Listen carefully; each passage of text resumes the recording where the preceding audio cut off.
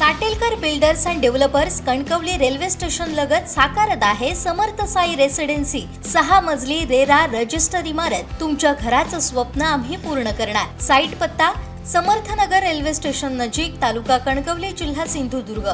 पर्यावरण संवर्धनाचा संदेश देत प्रत्येक आईच्या नावानं एक झाड लावण्याचा संकल्प देशभरात रुजवणाऱ्या एक पेड माँ के नाम या अभियानाला मुणगे इथं उत्साहात सुरुवात झाली। पंतप्रधान नरेंद्र मोदी यांच्या संकल्पनेतून साकारलेल्या उपक्रमाचा शुभारंभ भगवती हायस्कूल मुणगे इथं मान्यवरांच्या उपस्थितीत करण्यात आला।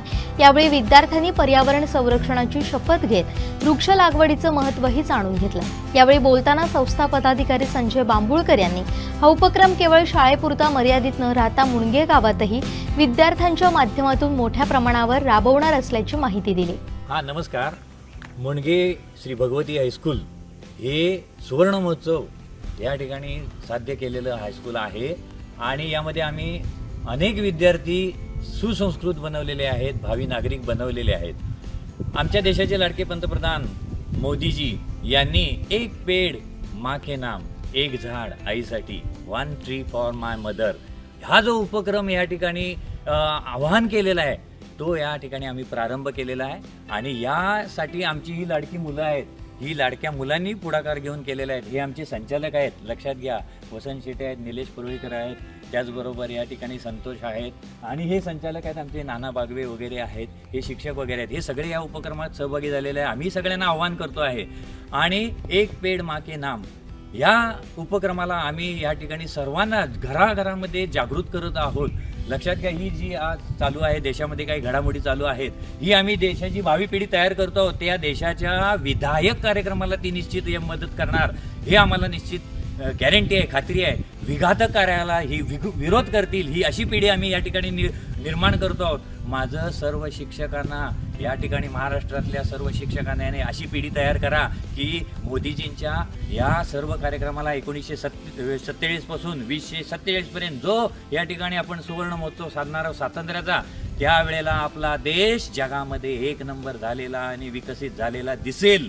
यासाठी या भावी पिढीवर आम्ही अवलंबून आहोत आणि आम्हाला खात्री आहे की ही जी भावी पिढी आहे ती निश्चितच देशाचा 2047 पर्यंत या ठिकाणी विकसित भारत या नेमतीलच। त्याचबरोबर हे जी काही आम्ही वृक्ष लागवड केलेली आहे त्यासाठी कुडाळचे डॉक्टर देवधर यांचे भगीरथ प्रतिष्ठान यांनी आम्हाला ह्यामध्ये खूप सहकार्य केलेलं आहे। शाळेच्या या विकासासाठी त्यांनी आता खूप आमच्याकडे लक्ष घातलेलं आहे आणि त्यांच्या मदत कार्यातून या विद्यार्थ्यांनी प्रेरणा घेऊन, आमच्या संचालक आणि सगळ्या संस्थेच्या प्रेरणेतून शिक्षक, विद्यार्थी यांनी खूप मोठा प्रयत्न करून या लागवडीचा संकल्प ठेवलेला आहे। एवढंच नाही, आम्ही ह्या विद्यार्थ्यांमार्फत प्रत्येकाच्या घरी एक पेड माँ के नाम हा उपक्रम राबवू आणि देशाची जी ZNZU आहे ती आदर्शच बनवू।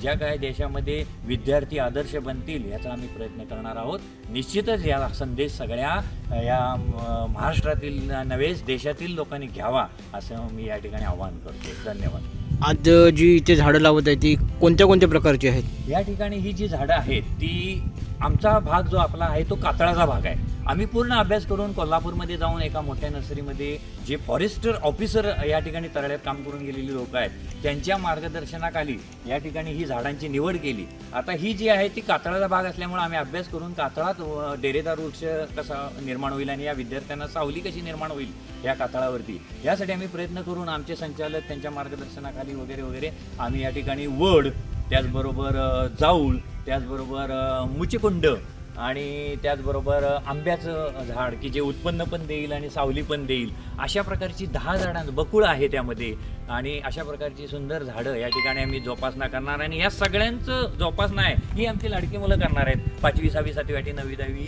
सगळी जोपासणार। पुढे भविष्यात हे कधीतरी पदाधिकारी म्हणून येतील तेव्हा अभिमानानं सांगतील की ही झाडं आम्ही लावलेली आहेत आणि हे जे या ठिकाणी आदर्श आहे तो बाकीच्यांना घालून देतील।